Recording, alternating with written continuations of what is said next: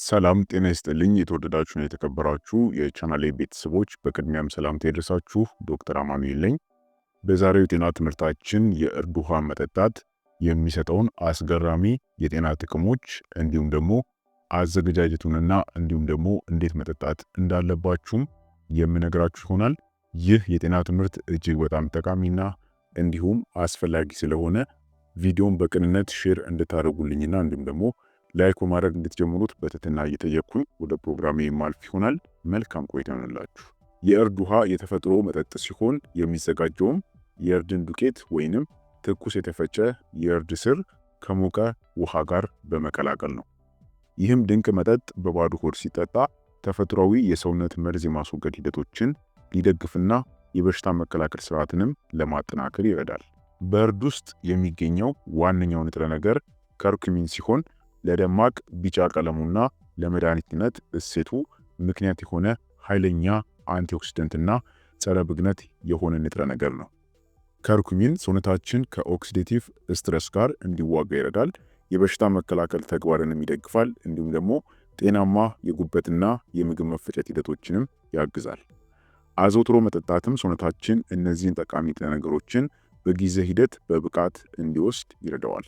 ታዲያም የእርድን ውሃ አዘውትሮ መጠጣት የሚሰጣቸውን የጤና ጠቀሜታዎችን በመቀጠል በዝርዝር እንመለከታለን። አንደኛውና የመጀመሪያ ጥቅሙ የበሽታ መከላከል አቅማችንን ያጠነክራል። እርድ በሽታ የመከላከል አቅምን የማመጣጠን ችሎታው ይታወቃል። ከርኩሚን ሰውነትን ከበሽታ የሚከላከሉትን ቲሴሎችንና ማይክሮፌጅን ጨምሮ የበሽታ ተከላካይ ህዋሳት እንቅስቃሴን ያጎለብታል። የእርድን ውሃ በመደበኛነት መጠጣት በተለይም የአየር ንብረት በሚለዋወጥበት ጊዜ ሰውነት የተለመዱ ኢንፌክሽኖችን በተፈጥሮ የመከላከል አቅሙን እንዲያጠነክር ይረዳዋል። ተፈጥሯዊ ጸረ ባክቴሪያና ጸረ ቫይረስ ውጤቶቹም ለበሽታ የመከላከል አቅም ማበልጸጊያ ልምዶች እጅግ በጣም ጥሩ ተጨማሪ ያደርገዋል። በሁለተኛ የምግብ መፈጨትን ይረዳል።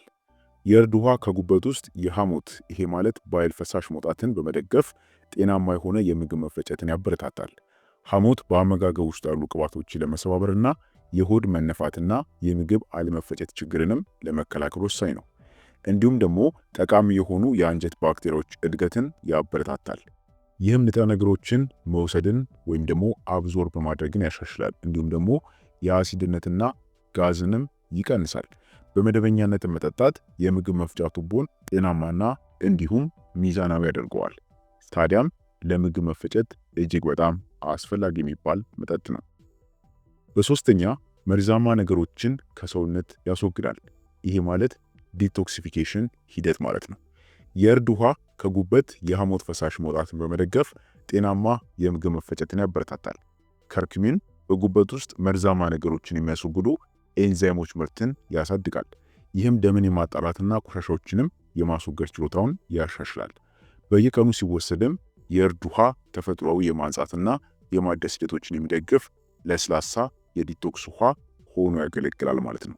ስለዚህ ከሰውነታችን መርዛማ ንጥረ ነገሮችን ለማስወገድ በአጭሩ ሰውነታችንን ለማጠብ እጅግ በጣም አስፈላጊ የሚባል መጠጥ ነው። አራተኛ ብግነትን ወይንም ኢንፍላሜሽን ይቀንሳል።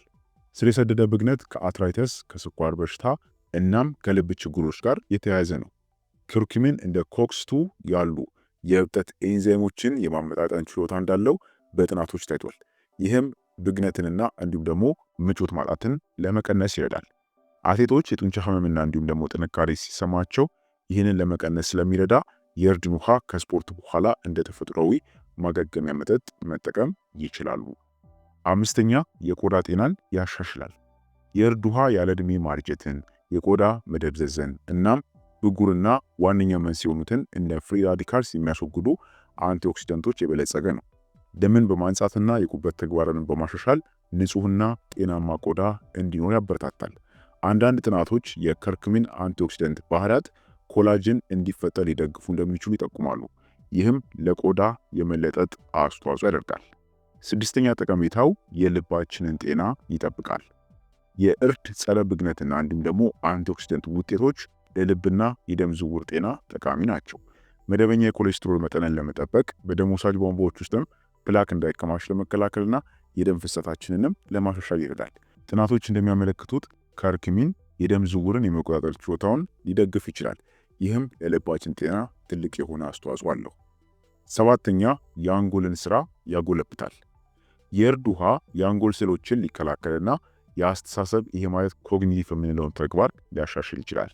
በናሽናል ኢንስቲትዩሽን ኦፍ ሄልዝ የተጠቀሰው ጥናት ከርኩሚን ለማስታወስና ለመማር አስፈላጊ የሆነውን የእድገት ሆርሞን እንዲጨምር ሊረዳው እንደሚችል ያመለክታል። ተከታታይ የሆነ አወሳሰድ ትኩረትን ሊያሻሽል፣ የአእምሮ ድካምን ሊቀንስና እንደ አልዛይመር ያሉ የነርቭ በሽታዎች የመያዝ ስጋትን በመቀነስ የረጅም ጊዜ የአእምሮ ጤናን ይጠብቃል ማለት ነው። ታዲያም የእርድ ውሃን በመደበኛነት መጠጣት እነዚህም በዋነኛነት 7 የሆኑ የጤና ጥቅሞችን ይሰጣል ማለት ነው። ነገር ግን ጥቅሙ በዚህ ላይ ብቻ የተገደበ አይደለም። ከዚህ ባለፈም በርካታ የጤና ጠቀሜታዎች አሉት። ታዲያ የእርድ ውሃን እንዴት ማዘጋጀት እንችላለን፣ እንዲሁም ደግሞ እንዴትስ መጠጣት እንችላለን የሚለውን ቀጥለን እንይ። የእርድ ውሃን በቤት ውስጥ ማዘጋጀት ፈጣንና ቀላል ነው። ምንም ትልቅ ነገር የሚጠይቅ አይደለም። የሚያስፈልጉ ግብአቶችም 1 ኩባያ ለብ ያለ ውሃ፣ ውሃው ግን መፍላት የለበትም፣ ለብ ያለ ብቻ ነው መሆን ያለበት። ሌላው ግማሽ የሻይ ማንኪያ የእርድ ዱቄት ወይም ደግሞ 1 ኢንች ያህል የሚሆን ትኩስ የተፈጨ የእርድ ስሩ ካላችሁ እሱንም መጠቀም ትችላላችሁ። 1 ማንኪያ ቁንዶ በርበሬ፣ ይሄ ማለት አብዞርብ እንዲሆን ይረዳል። እንዲሁም ደግሞ በሰውነታችን ውስጥም ለመዋሃድ ይሄ ማለት እርዱ ለመዋሃድ ይረዳዋል ማለት ነው። ስለዚህ ቁንዶ በርበሬንም መጠቀም ይኖርባችኋል። እንደ አማራጭ ደግሞ ግማሽ የሻይ ማንኪያ ማር ወይም ደግሞ የሎሚ ጭማቂንም መጠቀም ትችላላችሁ። ይሄ ለጣዕሙና እንዲሁም ደግሞ ተጨማሪ አንቲኦክሲደንትን ለማግኘት ይረዳችኋል። ማር በራሱ አንቲኦክሲደንት ስለሆነ ማለት ነው። ሎሚም እጅግ በጣም ጠቃሚ ሰውነትን የሚያጠብ አስፈላጊ የሚባል ፈሳሽ ነው።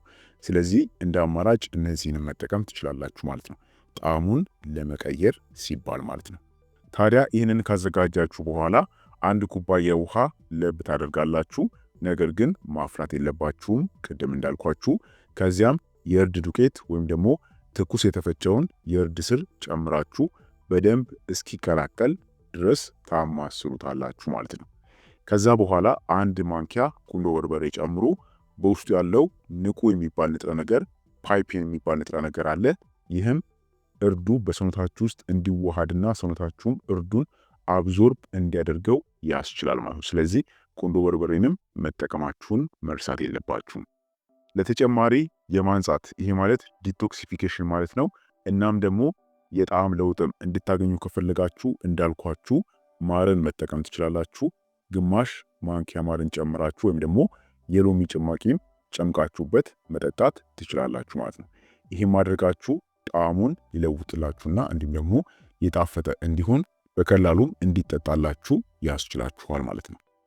ማወቅ ያለብን የእርድ ውሃ ለተሻለ መዋሃድና እንዲሁም ደግሞ ለቀላልም የምግብ መፈጨት ሲባል ሞቅ ባለ ሁኔታ በተለይም ደግሞ በባዶ ሆድ ቢጠጣ ይመረጣል ማለት ነው።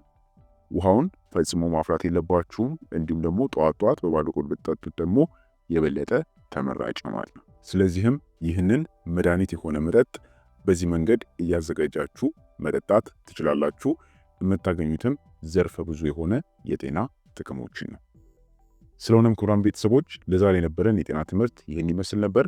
አይሆፕ ጠቃሚና አስተማሪ እንደሆነ ግምቴ ነው። ለሌሎችም የሚያስፈልግና የሚጠቅም ስለሆነ ቪዲዮውን በቅንነት ሼር አድርጉልኝ።